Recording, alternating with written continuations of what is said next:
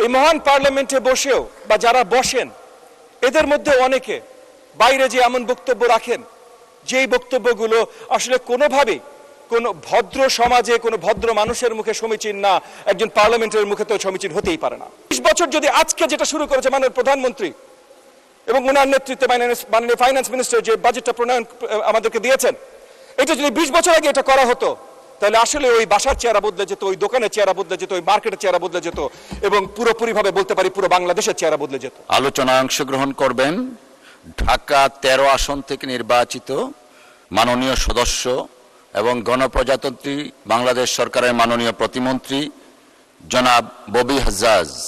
আপনার সময় 8 মিনিট। ধন্যবাদ আপনাকে। বিসমিল্লাহির রহমানির রহিম। অসংখ্য ধন্যবাদ মাননীয় ডেপুটি স্পিকার মহোদয়। আমরা বিগত কয়েকদিন ধরে এই সেকেন্ড সেশনে আমাদের নতুন বাজেট নিয়ে আলোচনা করছি। অত্যন্ত গর্বের সাথে আমরা বলতে পারি যে এমন একটা বাজেট আমরা বাংলাদেশের জনগণের জন্য উপস্থাপন করেছি, যেই বাজেট জনগণ বান্ধব, যেই বাজেট আগামী বাংলাদেশ গড়বার জন্য তৈরি করা হয়েছে। প্রাথমিক ও গণশিক্ষা মন্ত্রণালয়ের দায়িত্বে, প্রতিমন্ত্রীর দায়িত্বে আমি আছি। সেই জায়গা থেকে একটু আমাদের পার্লামেন্টারি সকল কলিগসের জন্য মাননীয় ডেপুটি স্পিকার আপনার মাধ্যমে কিছু কথা বলতে চাই। আমাদের নির্বাচনী ইশতেহারে প্রথম থেকে পরিষ্কার ছিল যে আমরা শিক্ষা খাতকে জাতির সবচেয়ে বড় ইনভেস্টমেন্ট হিসেবে দেখব। মাননীয় প্রধানমন্ত্রী জনাব তারেক রহমান এবং আমাদের সংসদ নেতা এটা প্রথম থেকে পরিষ্কার করেছিলেন এবং উনি পরিষ্কার দেখিয়েছেন। মাননীয় ফাইন্যান্স মিনিস্টারকেও ধন্যবাদ জানাই। তারা পরিষ্কার দেখিয়েছেন যে লং টার্ম জাতীয় বিনিয়োগের বাজেট আমরা প্রথমবারই দেশ জাতির সামনে প্রেরণ করেছি। সবচেয়ে বড় বরাদ্দ রাখা হয়েছে টোটাল এডুকেশনের জন্য। প্রাথমিক এবং গণশিক্ষা সবচেয়ে গুরুত্বপূর্ণ বলে আমি মনে করি। ফাউন্ডেশনাল নলেজ এখানে তৈরি হয়। বিগত 20 বছর ধরে প্রাথমিক শিক্ষায়, গণশিক্ষায় আমরা যেই লেভেলের অরাজকতা দেখেছি সেটা এখন পরিষ্কার যে আমাদের বিশ্ববিদ্যালয়গুলোতে পরীক্ষা দিতে যেয়ে আমাদের শিক্ষার্থীরা পাশ করতে পারে না অনেক জায়গায়। আমাদের পার্শ্ববর্তী দেশ সিঙ্গাপুরে আমাদের এইচএসসি লেভেলকে তাদের সমসমান ক্লাস 6 এর লেভেলের সাথে তুলনা করা হয়। তো সেই জায়গা থেকে আমাদের এখন দায়িত্ব এই জাতিগত ইনভেস্টমেন্টটা ঢালাওভাবে সাজানো। মাননীয় প্রধানমন্ত্রীর ইনস্ট্রাকশনসে আমরা বড়ভাবে ঢালাওভাবে সাজাবার জন্য প্রাথমিক শিক্ষার কারিকুলাম, প্রাথমিক শিক্ষার টিচারের অবস্থান, প্রাথমিক শিক্ষার ইনফ্রাস্ট্রাকচার, এই সবগুলোতে এবং অ্যাডমিনিস্ট্রেশনের সবগুলোতে বড়ভাবে ঢেলে সাজানোর জন্য আমরা হাত দিয়েছি। কিন্তু এখানে এত সুন্দর ইনভেস্টমেন্টের পরও যে কাজগুলো আমরা করছি, অনেক সময় আমরা দেখি আমাদের পার্লামেন্টে আমাদের অপোজিশনের যে ভাই ও বোনেরা আছেন তাদের অনেকের মধ্যে থেকে বা পলিটিক্যাল অপোজিশনের অনেকের মধ্যে থেকে অনেক ধরনের আলোচনা আমরা শুনি, যে আলোচনাগুলো আসলে কনস্ট্রাকটিভ না। আমরা অনেক ত্যাগ তিতিক্ষার পর এই পার্লামেন্টে এসেছি যে বাংলাদেশের জনগণকে আমরা সুন্দর একটা গণতান্ত্রিক সরকার ব্যবস্থা দেব, যেখানে সুন্দর আলোচনার মাধ্যমে সবচেয়ে বেস্ট রেজাল্টগুলো জনগণের জন্য তুলে ধরব। তো সেই জায়গা থেকে মাননীয় প্রধানমন্ত্রী প্রথম থেকে পরিষ্কার করেছিলেন যে সঠিক শিক্ষা ব্যবস্থা যদি তৈরি করতে হয় তাহলে সেটার অংশ খেলাধুলা, স্পোর্টস এবং কালচার পরিষ্কারভাবে হতে হবে। আমরা ইতিমধ্যে ব্যবস্থা শুরু করেছি যে প্রাথমিকে ক্লাস 4-5 থেকেই পুরোপুরিভাবে কালচার শিক্ষার অংশ হবে, স্পোর্টস শিক্ষার অংশ হবে। আমাদের প্রচেষ্টা আছে 8টা খেলা আমরা কম্পালসারি শিক্ষা ব্যবস্থায় ঢুকাবো। শুরুতে আমরা সবগুলো ঢুকাতে পারবো না, 2-3টা দিয়ে আমরা শুরু করব।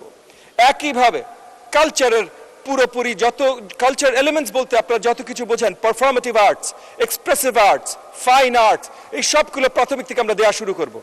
ওটা দুঃখের সাথে আমি আপনাকে বলছি আজকে এই পার্লামেন্টে, এই মহান পার্লামেন্টে বলতে হচ্ছে মাননীয় ডেপুটি স্পিকার, যে আমাদের পলিটিক্যাল অপোজিশনের মধ্যে অনেকের কাছ থেকে আলোচনা শুরু হয়েছে, নেতিবাচক আলোচনা শুরু হয়েছে আমাদের কালচারাল কারিকুলামে কি আসতে পারে সেটা নিয়ে। এটা অত্যন্ত দুঃখজনক। বিকজ আমাদের সবার নজর রাখতে হবে আগামীর বাংলাদেশ গড়া নিয়ে। মাঝে মধ্যে আমরা দেখেছি এই মহান পার্লামেন্টে বসেও বা যারা বসেন এদের মধ্যে অনেকে বাইরে যে এমন বক্তব্য রাখেন যেই বক্তব্যগুলো আসলে কোনোভাবেই কোন ভদ্র সমাজে কোনো ভদ্র মানুষের মুখে সমীচীন না, একজন পার্লামেন্টের মুখে তো সমীচীন হতেই পারে না। স্পেশালি এমন বক্তব্য এসেছে যে আমাদের নারী পার্লামেন্টারিয়ানদের নিয়ে এত নেতিবাচক বক্তব্য এসেছে যে এই শব্দগুলো আসলে এই সিক্রেট পার্লামেন্টে আমরা উচ্চারণও করতে পারি না।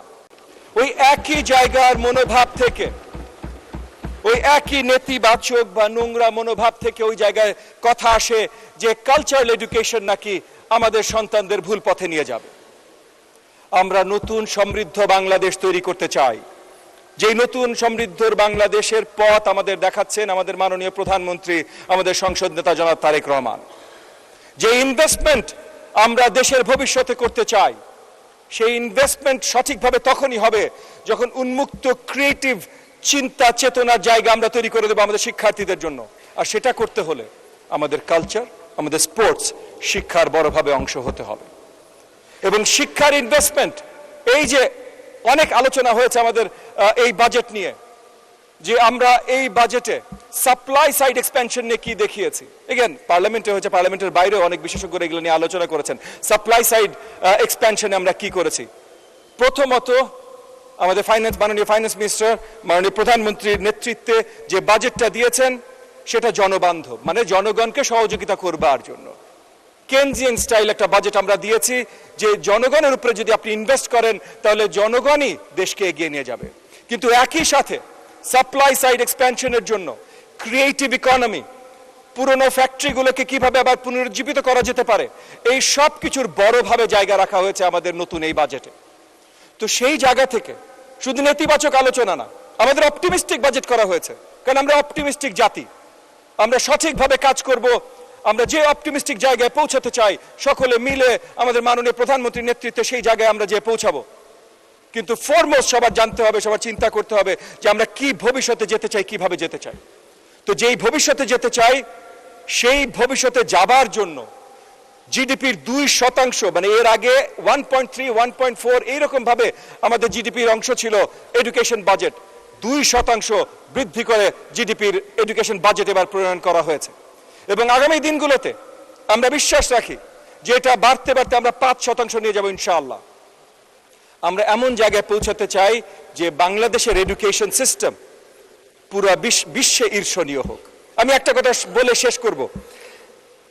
আমাদের দেশে গত 20 বছরে, আজকে আমরা যেভাবে এডুকেশনের দিকে তাকাচ্ছি, যদি গত 20 বছরে তাকানো হতো তাহলে এই দেশের মানচিত্র, এই দেশের পুরো চেহারা বদলে যেত।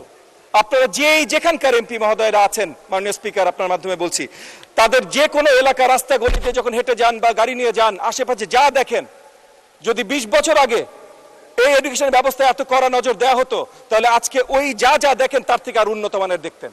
যেই দোকান দেখেন আরো বেটার দোকান দেখতেন, যেই অফিস দেখেন আরো বেটার অফিস দেখতেন, যে বাসা দেখেন আরো বেটার বাসা দেখতেন, যে স্কুল কলেজ দেখেন আরো বেটার স্কুল কলেজ দেখতেন।